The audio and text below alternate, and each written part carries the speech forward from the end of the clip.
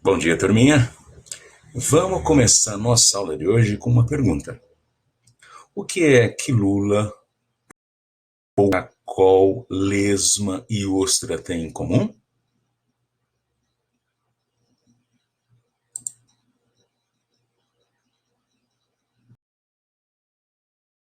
Isso mesmo. Todos eles são animais pertencentes ao filo dos moluscos. E esse é o tema da nossa aula de hoje. Então, esses animais, eles apresentam três características que permitem identificá-los assim logo de cara. Então, o seu corpo mole não tem segmentação. Então, numa comparação com os anelídeos, esses animais não têm o corpo segmentado, metamerizado, tá? Outra coisa importante, né? Dá para perceber no corpo deles três regiões que se destacam: a cabeça, o pé musculoso e a massa visceral. Outra coisa importante também é a presença de uma concha calcária, uma concha feita de carbonato de cálcio, tá? Que em alguns animais ela é externa, em outros animais ela é reduzida e interna, e muitos animais desse grupo não têm essa concha calcária, certo?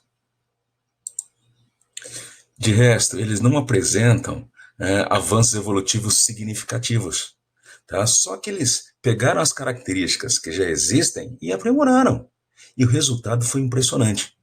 O filo do molusco, né, é o segundo filo em quantidade de espécies. Só perde para os artrópodes. E esses animais são encontrados também em quase todos os ambientes terrestres. Ambiente de água doce, de água salgada e terrestre úmido. Eles só têm dificuldade em sobreviver em regiões secas. Eles não estão adaptados, tá, em ambiente seco, ok?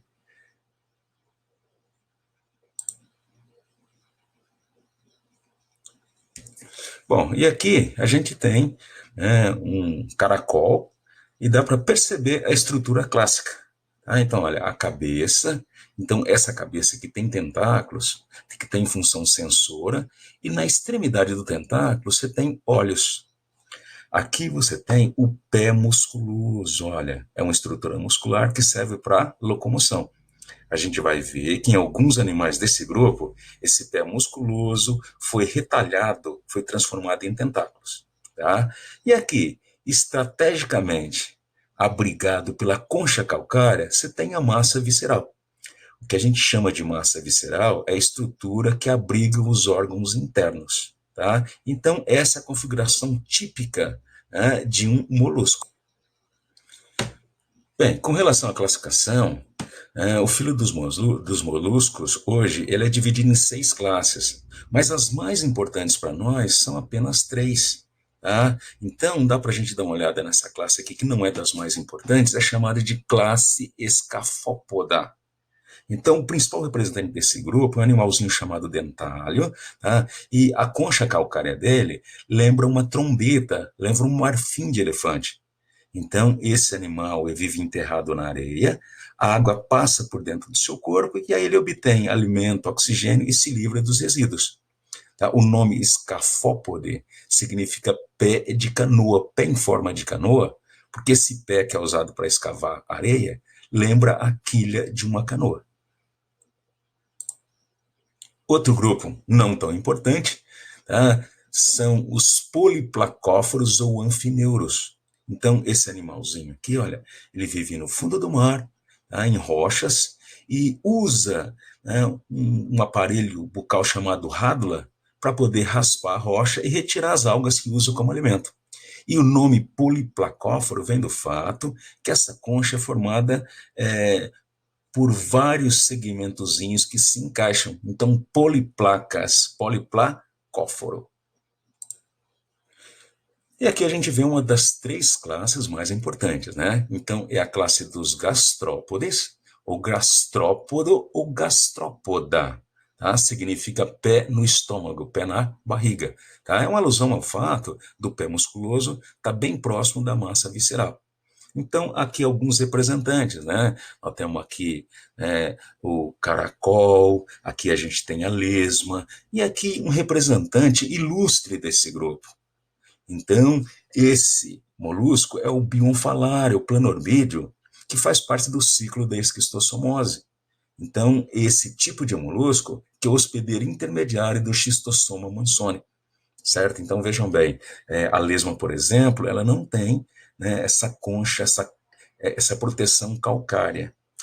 E aqui, olha, uma visão, um raio-x das estruturas internas do animal. Então, aqui a cabeça, mostra aqui os gânglios cerebroides, né? Ele tem um sistema nervoso ganglionar ventral, certo? Tá? O pé musculoso, a massa visceral, e o raio-x aqui mostra os componentes dessa massa visceral. Tá? Então, você tem os órgãos de excreção, os órgãos de digestão, tá? E uma coisa importante sobre esses animais, todos eles têm um revestimento, um tecido de revestimento chamado manto, que além de proteger, é responsável ainda pela produção da concha calcária. Tá? E uma dobra desse manto, uma dobra desse tecido, forma uma cavidade. Em animais terrestres, essa dobra, essa cavidade permite a entrada de ar. Então, quando o ar passa nessa cavidade, vai encontrar pulmões onde acontecem as trocas gasosas. Se o animal é aquático, tá, é a mesma coisa, só que no lugar dos pulmões tem as brânquias, certo? E se há alguma dúvida de que esse animal é hermafrodita, dá uma olhada aqui, ó. Aqui você tem uma vagina, tá? E aqui você tem um pênis. Então, um único animal desses, você encontra o aparelho reprodutor masculino e feminino completos, ok? Aqui, a outra classe importante é a classe dos pelecipodas ou bivalves. E a ostra? A ostra, o mexilhão. Então, o termo bivalve é porque esses animais têm duas conchas. Tá? Então, essas conchas podem ser, inclusive, abertas ou fechadas. E o outro nome, pelecipoda, significa pé em forma de machado. Então, o pé musculoso aqui é uma estrutura usada para poder escavar a areia. Tá? Esses animais são fixos, eles têm uma cabeça muito reduzida, praticamente inexistente, certo? Então, eles vivem enterrados na areia e são animais filtradores. Então, a mesma brânquia que serve para respirar, serve também para capturar o alimento. Então, tem um sifão inalante que projeta água para dentro do animal. Essa água passa pelas brânquias, deixa o oxigênio, mas nas brânquias você tem uma secreção viscosa e o alimento, né, basicamente o plâncton, fica grudado nessa secreção. Então, depois de um certo tempo, esse alimento grudado nas brânquias é direcionado para a boca e é assim que o animal se alimenta. Essa água sai por um outro sifão chamado exalante, certo? E aqui a gente não encontra aquela estrutura chamada rádula. A rádula é um dentinho que serve para poder tirar pedaços do alimento. Como esses animais são filtradores, eles não necessitam da rádula, então a rádula aqui está ausente. E uma curiosidade desse grupo é que esses animais têm capacidade de fabricar as pérolas. Teoricamente, qualquer molusco que tem capacidade de produzir concha tem capacidade de produzir pérolas. Mas só algumas espécies de ostras é que conseguem produzir pérolas grande o suficiente para ter valor comercial. E por incrível que pareça, a produção da pérola se baseia numa atividade de defesa do animal.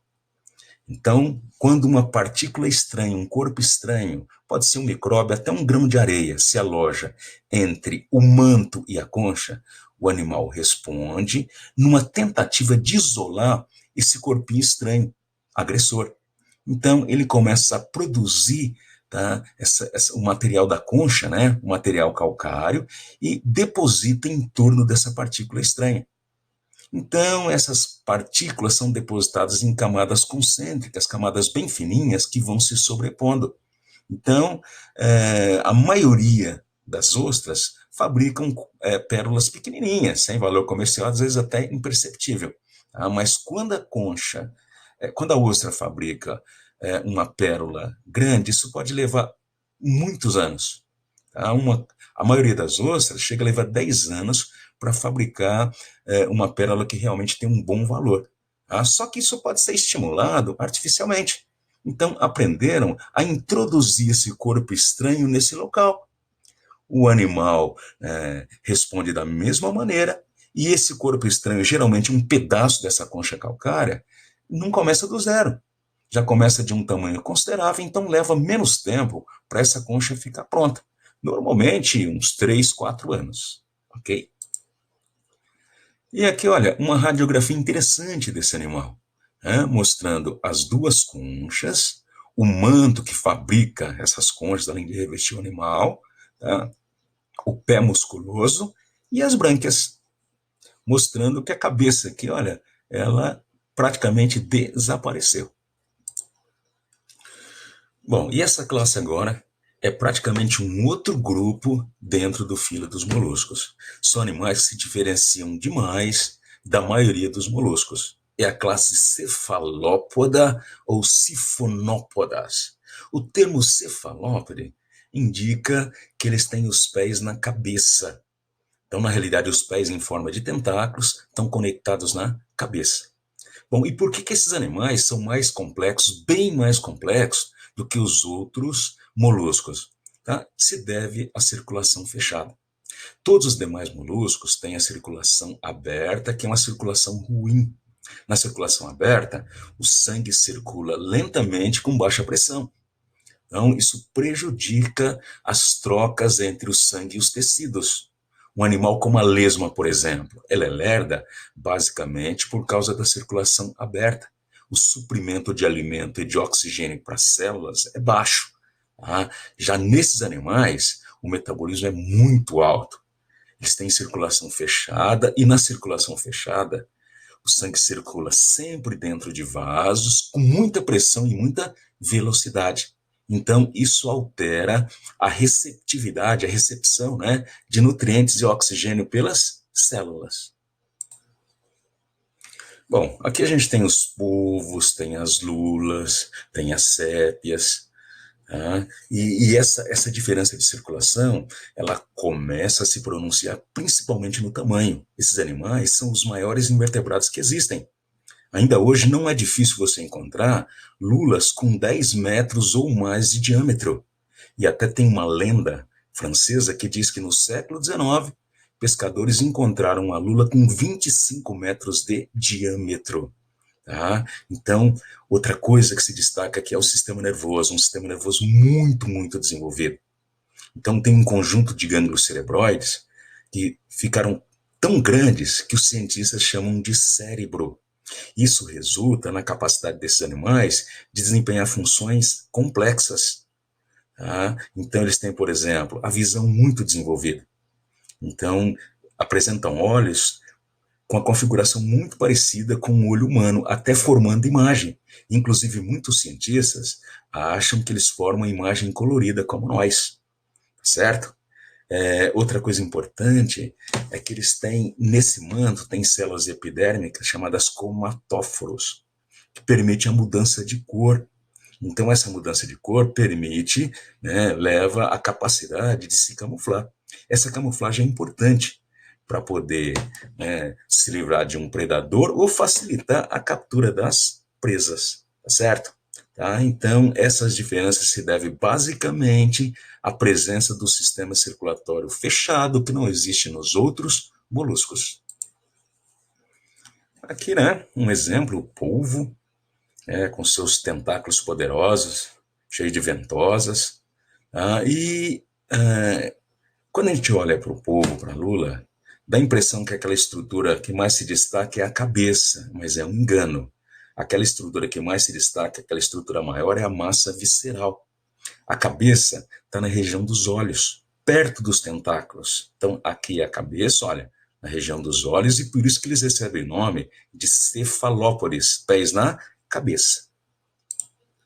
Bom, os principais representantes desse grupo, a lula, a sépia, tá? Eles têm esqueleto interno, é um esqueleto bem reduzido, mas é interno, por isso não visível. Esses animais têm 10 tentáculos. 2 deles são um pouco maiores. Tá? Já o polvo tem 8 tentáculos e não tem esqueleto, interno. Tá? Então dá para perceber aqui a massa visceral, a cabeça e os tentáculos. E aqui o Nautilus. O Nautilus é o único cefalópode que tem concha externa. Então essa concha é muito resistente, consegue suportar pressões absurdas, por isso que ele pode mergulhar fundo no mar profundo. Aqui um raio-x, né? Uma visão interna de uma lula, tá? Mostrando, né, o sifão exalante. Esse sifão exalante é importante para o movimento do animal. Então, existe aqui, ó, essa nadadeira ondulante que funciona mais como leme. Tá? Você tem o movimento dos tentáculos, mas, na realidade, a velocidade na natação desse animal é proveniente desse sifão exalante.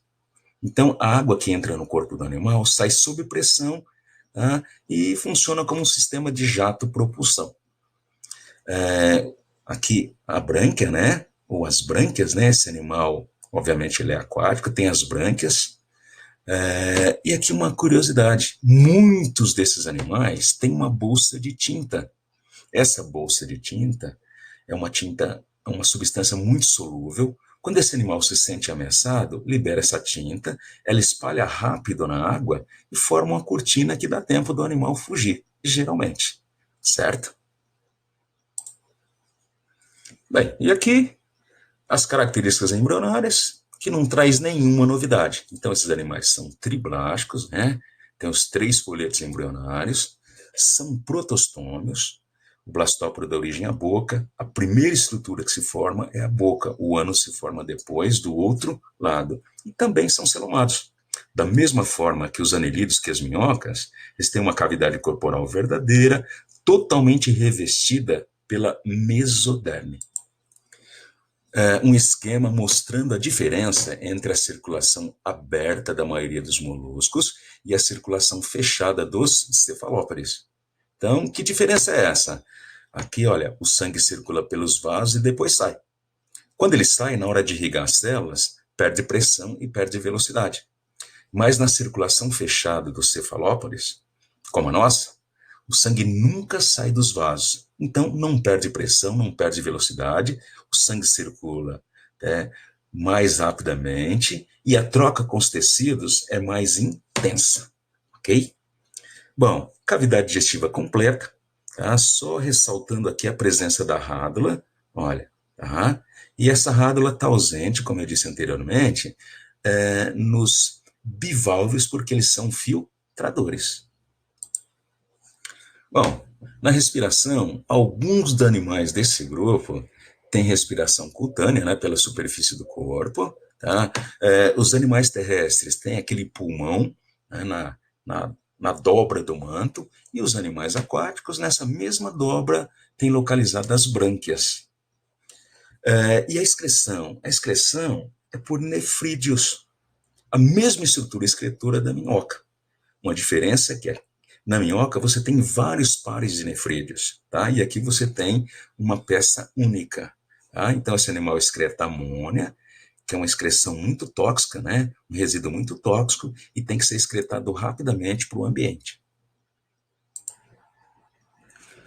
Bem, o sistema nervoso, que é mais simples nos moluscos que não têm circulação fechada, olha, tá? Você tem o gânglio cerebroide principal e você tem gânglios secundários, é como se fossem processadores secundários. Inclusive, muitos deles estão relacionados à movimentação do pé musculoso, tá? Mas nos cefalópodes, esses gânglios formam um cérebro que dá para o animal capacidade de realizar tarefas até complexas. Tá? Em 2010, na Copa da África do Sul, na Alemanha havia um povo chamado Pole, que obviamente ele não tinha essa capacidade, tá? Mas a inteligência desses animais levou as pessoas a dizerem que o Pole conseguia prever o resultado dos jogos. Bom, outra característica comum nesses animais é a presença de uma glândula de muco, a glândula pedal. Esse muco que é fabricado serve principalmente para diminuir o atrito com o meio na hora dele se movimentar. Animal aquático ou terrestre tem essa glândula de muco. A única classe, os únicos animais que não têm essa glândula de muco são os bivalves, como a ostra. Bom, e a reprodução? Então, esses animais podem ser monóicos, significa que ele é hermafrodita. Um único animal tem os dois sexos, produz os dois tipos de gametas. E eles também podem ser dioicos, sexo separado, cada um produz um tipo de gameta. Aqui a gente tem um exemplo de animais hermafroditas, que são os caracóis, gastrópodes terrestres. Eles são hermafroditas, mas não fazem autofecundação. Inclusive, aqui eles estão acasalando, realizando fecundação cruzada. Um recebe o espermatozoide do parceiro, que vai fecundar seus óvulos. Óvulo fecundado vira ovo. Esses ovos são colocados no ambiente e o desenvolvimento é direto. Quando eles eclodem, o que surge aí é um filhotinho já formado, não tem o estágio larval. Nos bivalves, como a ostra, tem uma curiosidade. Esses animais não são hermafroditas. O que eles fazem é uma alternância de sexo. Então, um animal, numa estação reprodutiva, ele se comporta como macho e produz espermatozoides. Na próxima estação reprodutiva, ele vai se comportar como fêmea e vai produzir óvulos. Então, o início dessa estação reprodutiva é determinada pela temperatura da água. Quando a temperatura da água, chega em torno de 20 graus, é a senha para que eles passem a reproduzir. Então, o macho produz espermatozoide e lança na água. A fêmea, que naquele momento está se comportando como fêmea e está produzindo óvulos, captura esses espermatozoides e acontece a fecundação. Então, essa fecundação vai resultar em ovos, que ao eclodirem vai liberar uma larva. O desenvolvimento aqui não é direto. Tá? Inclusive, essas larvas fazem parte do zooplâncton. E depois que essa larva termina a metamorfose, ela se transforma em adulta, ela fica fixa. Porque uma característica interessante dos bivalves é que na fase adulta eles são fixos. Então, esse é o ciclo de uma ostra. A fecundação, olha, formação do zigoto, que gera a larva. Tá? Essa larva completa a metamorfose e se transforma em adultos fixos. Bom, os moluscos são cheios de curiosidade, né?